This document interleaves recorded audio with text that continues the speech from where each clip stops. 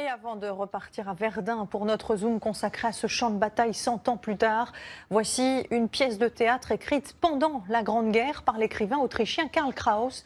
Le titre « Les derniers jours de l'humanité » est sans ambiguïté. Il exprime combien le monde en 14-18 a vraiment eu l'impression d'avoir provoqué sa perte. Au théâtre du Vieux Colombier à Paris, reportage Florence Domini et Éric Delpech. En coulisses, 64 changements de costumes sont prévus pour camper des dizaines de personnages, tous autrichiens. C'est une succession de portraits grimaçants, stupides ou hideux, qui sont autant de visages de la Première Guerre mondiale. On tire là. Boum ! La journaliste complaisante, le militaire allègre, le prêtre cruel et les fantômes de l'époque. Tant que le canon tonnera dans cette guerre mondiale, le commandement de Jésus « Aimez vos ennemis » ne vaudra plus trêve de tout scrupule. La pièce est un violent pamphlet de l'auteur autrichien Karl Kraus, un documentaire théâtral unique. Tu vas voir, je me battrai jusqu'à tous vos seigneurs blancs. T'es qu'un homme de couleur, un Anglais, un Français. Ce qui est très frappant, c'est de se dire qu'il l'a écrit au moment où ça se déroulait, c'est-à-dire entre 1915 et 1917-18, et que tout ce qu'il a écrit sont des mots qu'il a entendus. Des films d'époque, un cimetière de pianos éventrés, et la musique dissonante de compositeurs contemporains décrivent ce chaos. Consciemment ou non, ils ont l'intuition que quelque chose s'effondrait dans le monde à ce moment-là. Ça les a traversés. Des scènes courtes et grinçantes en font un cabaret comique. Je sais rien.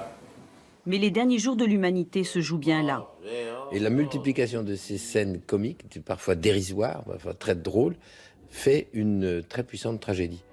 Ces pièces aussi, je pense que c'est très important de les jouer, ne serait-ce que pour transmettre cette mémoire, la mémoire de ces gens qui ont dit après cette guerre, plus jamais ça. Un message pour les générations futures, orchestré par un bel échantillon de l'humanité.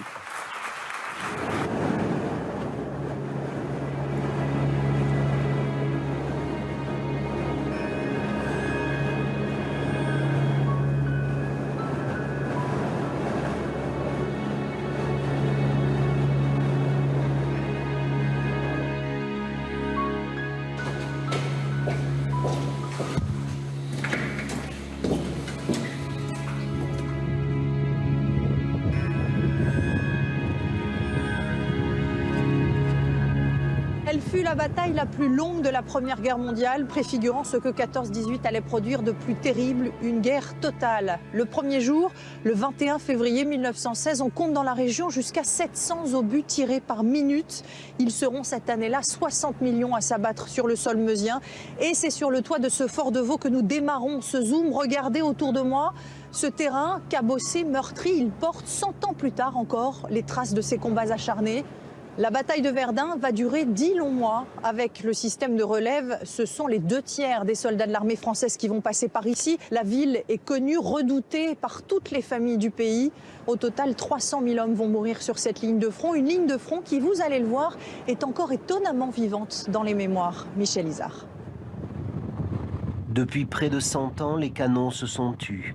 Les fusils sont rangés. Des arbres ont poussé sur le sol meurtri. Mais les lieux continuent à parler dans la mousse et les morsures, les bosses, les blessures. Et depuis près de 100 ans, ils attirent des visiteurs. En 1919, les guides Michelin publient un guide illustré du champ de bataille de Verdun. Alors, du village de Vaux au fort de Douaumont, nous on est allé au fort. Cela peut nous paraître curieux aujourd'hui. Dès la fin de la guerre, de nombreux Français et des étrangers, des poilus aussi, veulent voir le théâtre de ces combats devenus mythiques. Nous sommes sur les pas de ces premiers touristes de la mémoire. La bataille s'est déroulée dans un tout petit périmètre de quelques kilomètres carrés, un relief très accidenté, là, sur les coteaux et les vallons à l'est et au nord de la ville de Verdun. Les Allemands avancent d'abord, ils prennent le fort de Douaumont, ils arrivent jusqu'au fort de Souville, puis ils sont repoussés et le front se stabilise en décembre 1916. Mais revenons au premier jour. Il reste des vestiges de la tranchée allemande, celle d'où est partie l'attaque du 21 février.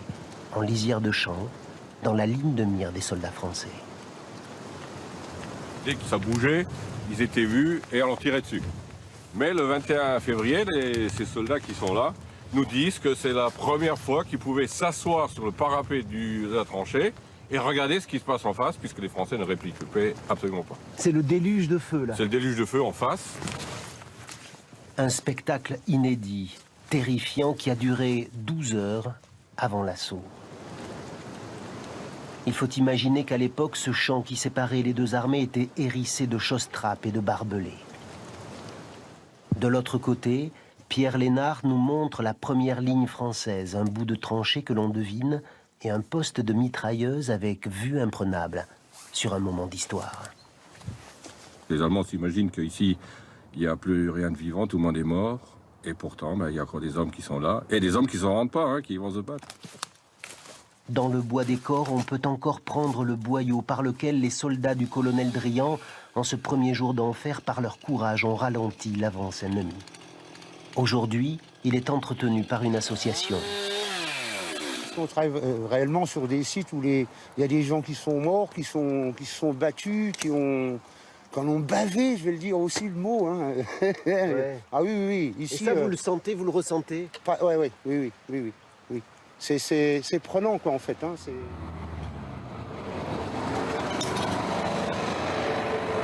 Bonjour. Bonjour. Qu'est-ce que vous faites, là? On pose les panneaux. À l'occasion du centenaire, tous les panneaux de signalisation sont refaits dans ce qu'on appelle la zone rouge de Verdun. C'est impressionnant, quoi, voir ça. Impressionnant, pourquoi? Tout ce qu'ils ont vécu il y a 100 ans, quand même. Ouais, vous le ressentez ici? Ah bah oui, hein. Surtout quand on est un peu plus haut, là-haut, ça donne froid dans le dos. Hein. Là-haut, c'est Douaumont, dont le nom sonne comme un coup de canon. Les croix, l'ossuaire, la terre bosselée, gorgée d'obus. Et c'est tout un monde enfoui qui se révèle. Qu'est-ce qui se passe ici, là? Là, on est sur l'entrée de guerre du fort de Douaumont, en fait. On est en train de dépolluer l'entrée de guerre pour les futurs projets d'implantation du bâtiment. Ici, pour commencer toute forme de travaux, il faut d'abord déminer. Alors là, c'est votre bureau, là. Hein? Pour ainsi dire, oui. Ça, cette grille, elle est là pour vous protéger? Oui. Vous en prenez peu à la fois, hein, c'est ça? Exactement, de façon à ne pas laisser passer à travers le matériau un éventuel obus ou une éventuelle grenade ou une autre munition. Ainsi, devant le fort de Douaumont, la bataille, avec parfois des explosions ou des émanations de gaz, remonte à la surface. Et la vie des soldats, engloutis dans la boue de Verdun, ressurgit.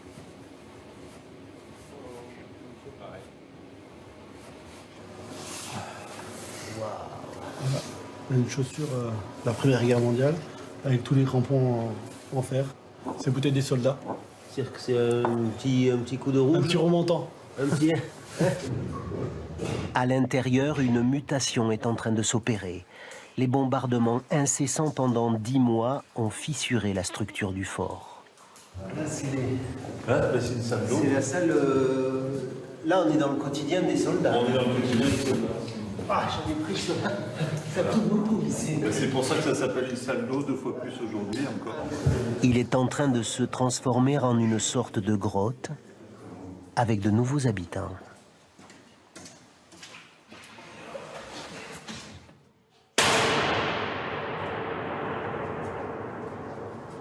Ce qui est génial, c'est la résonance qui part dans toutes les galeries. Cela laisse imaginer le bruit pendant les explosions. Dans le périmètre sacré de la bataille, toute nouvelle construction est bannie. Il n'y a qu'un seul commerce, presque un monument historique. Bonjour. Bonjour. Bienvenue à l'abri des pèlerins. Il a été bâti dans les années 30, à peu près simultanément avec l'ossuaire. Coucou. Ah, vous préparez pour ce midi? Voilà, je passe par les coulisses. Voilà, on passe par ma cuisine. On traverse l'appartement. Voilà, donc là, bon, j'ai mon petit salon. Et puis là, j'ai mon ancienne salle à manger que j'ai transformée en mairie. Sylvaine Vaudron est aussi la mère du village détruit de Douaumont. Ce petit bourg, au centre des combats, a été broyé entièrement par les obus. Mais il reste une commune à part entière, en mémoire de la guerre. Et quand ils sont revenus après-guerre, c'était tellement détruit qu'ils ne reconnaissaient même plus l'emplacement de leur maison. Ça devait être terrible. Hein. Là, qu'est-ce que c'est? Et l'emplacement de la mairie et de l'école. Les stèles indiquent les maisons. L'herbe et les arbres remplacent les murs. Les noms, les métiers rappellent la vie d'avant le cataclysme. Le chemin nous mène au fort de Souville, à 3 km de la ville de Verdun. Les Allemands n'ont pas réussi à le prendre et ne sont jamais allés plus loin. Ils ne se visitent pas, trop dangereux. L'entrée semble nous regarder avec de petits yeux, un visage sans nez, sans bouche, comme une gueule cassée qui parle de Verdun.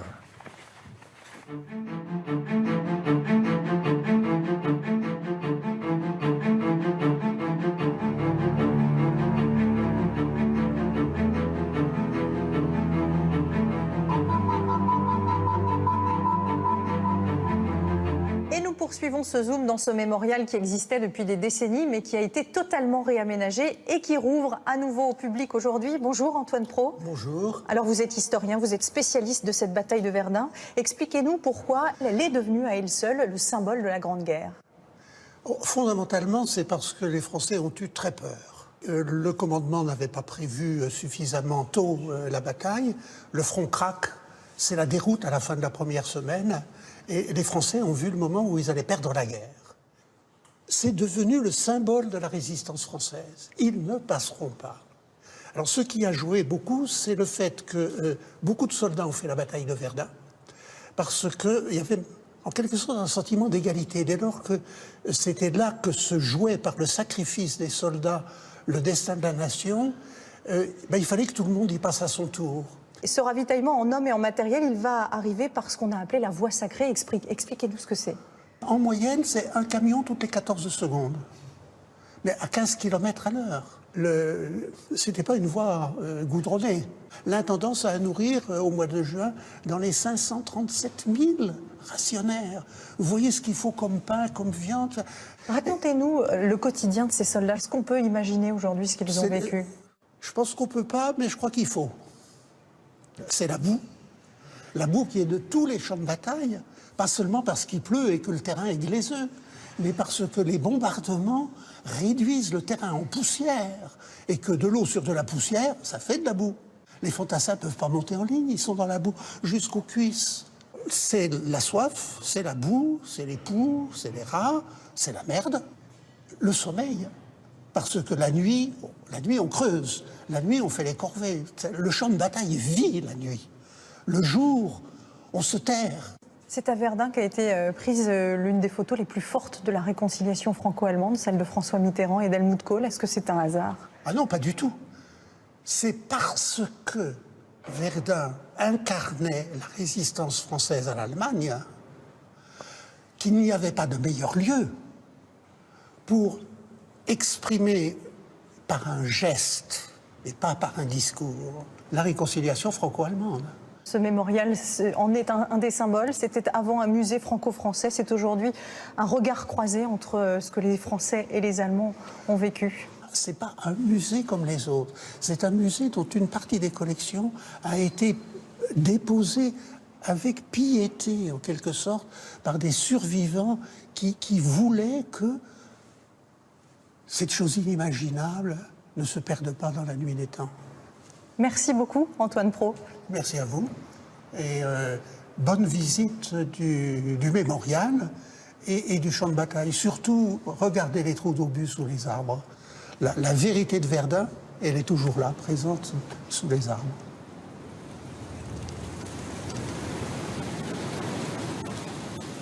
Alors nous sommes maintenant dans une tranchée comme il en existe des kilomètres ici. Il faut bien imaginer qu'au lendemain de la guerre, ce paysage il est totalement détruit, retourné par les obus, asphyxié par les gaz. Il n'y a plus aucune végétation et c'est surtout devenu un immense cimetière. On estime que 80 000 corps n'ont jamais été retrouvés.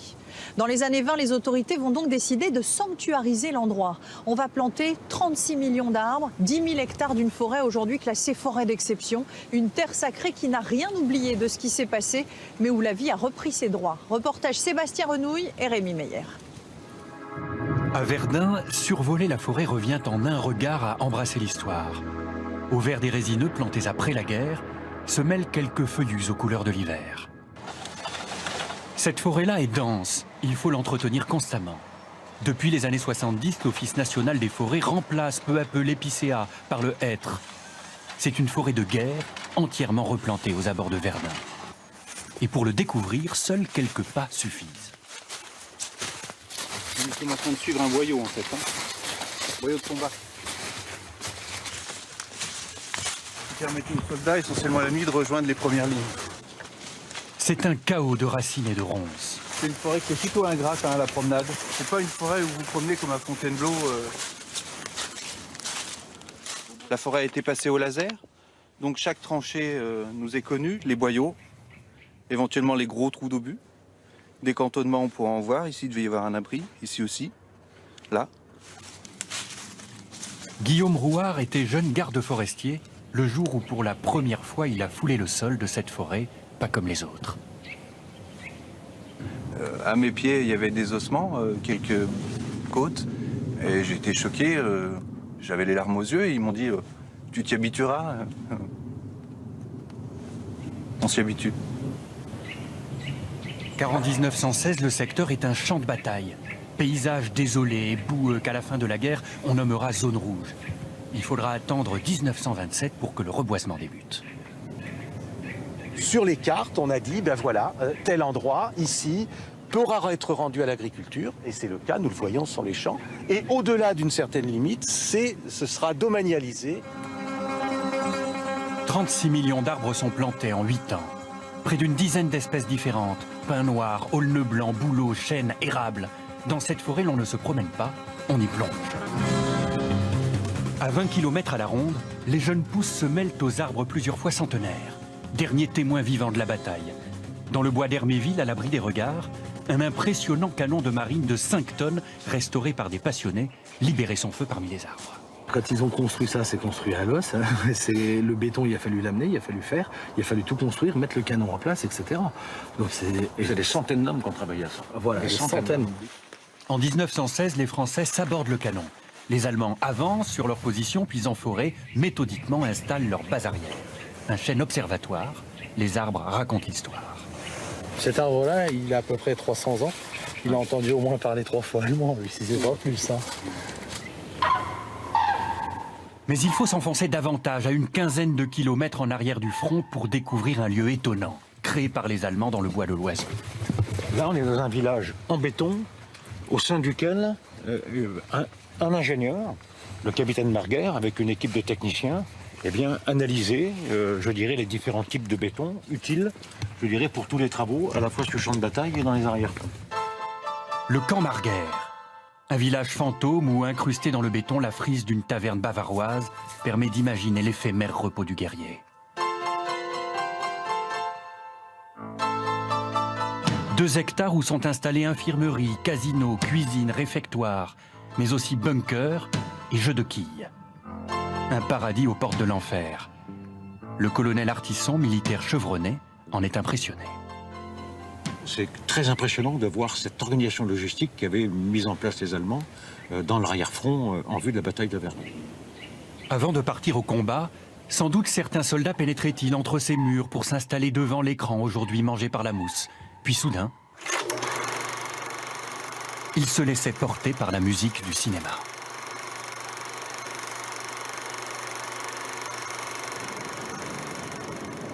Et parlons justement de la place de Verdun dans le cinéma. Cet ossuaire de Douaumont, il a été construit dans les années 20. C'est aussi à cette époque qu'ont été tournés les premiers films.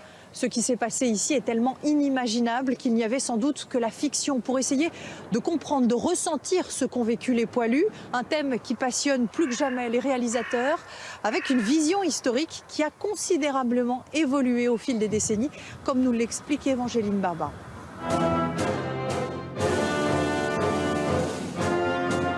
Des soldats qui forment le mot « j'accuse ». Nous sommes en 1919, le cinéaste Abel Gans sort un pamphlet anti-guerre. Il a tourné en partie dans les alentours de Verdun, les champs de bataille encore fumants, et fait appel à d'anciens combattants qui rejouent leur propre rôle. Ce lieu, au fond, est un lieu de tournage qui a une symbolique très forte. Et il n'est pas question là d'aborder la bataille de Verdun, mais de proposer un tableau qui se veut vraisemblable et sans doute réaliste du conflit dans tout ce qu'il a d'horreur. Verdun, symbole des atrocités de la guerre. Une bataille de 300 jours, dans un premier temps racontée au cinéma sous l'angle de l'héroïsme et du patriotisme, jusqu'à ce que Léon Poirier la reconstitue en 1928 pour les 10 ans de l'armistice. Il montre les deux camps et mélange des images d'archives tournées par l'armée, comme celle-ci, l'arrivée des renforts, à des reconstitutions très précises. Cette bataille n'a pas été filmée dans son intégralité, donc comme le souhait de Poirier est d'en raconter le déroulement intégral, il est obligé de combler les manques, là où l'archive n'existe pas, et les plans de fiction vont venir combler ce manque. Le maréchal Pétain, par exemple, accepte de rejouer son propre rôle. Certaines de ces images seront ensuite souvent prises à tort pour des documents authentiques. Reconstitution aussi de l'après-bataille. Nous sommes à la citadelle souterraine de Verdun, 7 km de galerie où un certain Bertrand Tavernier, avec son film La vie et rien d'autre en 88, a laissé quelques souvenirs. Dans la galerie dans laquelle nous nous trouvons actuellement, il reste des traces de ce tournage, comme on peut le voir sur les murs, ces baguettes en bois et des petits trous qui ont servi à attacher les drapeaux français contre les murs. Soldat. Le réalisateur avait alors reconstitué la cérémonie du choix du soldat inconnu qui s'était déroulée ici en 1920. Ce cercueil sera celui du soldat inconnu que le peuple de France accompagnera demain au Panthéon et à l'Arc de Triomphe. D'autres décors naturels seront mis à contribution.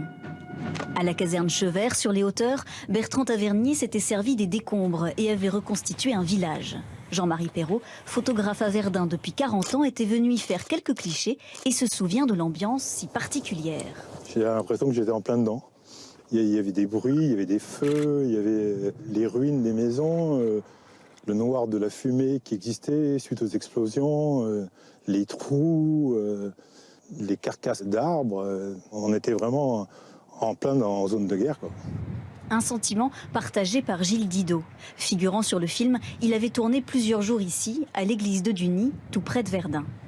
Entre deux scènes, j'étais allé chez mes grands-parents. Ma grand-mère avait un peu plus de 90 ans. Et lorsque je suis arrivé à Bien-Poilu, c'était un choc émotionnel pour elle. Elle ne comprenait absolument pas ce que je venais faire là. Et elle me parlait de la Première Guerre. J'ai essayé de lui expliquer que j'étais figurant sur un film, mais c'était trop compliqué pour elle. Et voilà, à la fin de notre conversation, je suis resté à peu près 1 heure avec elle et elle m'a donné de l'argent comme si j'étais venu en permission et qu'il fallait que je reparte avec un peu d'argent dans mon régiment. Chaque film tourné ici ravive la mémoire. Pierre Jacquinot a joué en 97 dans Marthe de Jean-Loup Hubert, l'histoire d'un soldat incarné par Guillaume Depardieu. Je l'ai fait en pensant à mon grand-oncle et à mon grand-père par adoption, qui eux ont fait Verdun l'un et l'autre. Ça nous fait prendre conscience qu'on tourne une page d'histoire quand même. Bon, moi, elle était personnelle, mais pour les autres collègues qui étaient avec nous, ils avaient aussi un retour sur image de leur famille, quoi. Une page d'histoire qui se transmet et reste très présente à Verdun, où que l'on filme, les paysages portent encore les stigmates de la bataille. Et c'est ici que se termine ce zoom devant cet ossuaire de Douaumont si impressionnant. À l'intérieur reposent 130 000 corps non identifiés de Français et d'Allemands, sans distinction. Un siècle plus tard, les notions de vainqueurs et de vaincus ont été très largement dépassées. Il ne reste plus que ce symbole du sacrifice de 10 millions de soldats entre 1914 et 1918. Tout à l'heure, dans le journal de 20h, nous reviendrons évidemment sur la commémoration de ce centenaire de la bataille de Verdun. Mais tout de suite, c'est avec votre magazine Reportage que vous avez rendez-vous.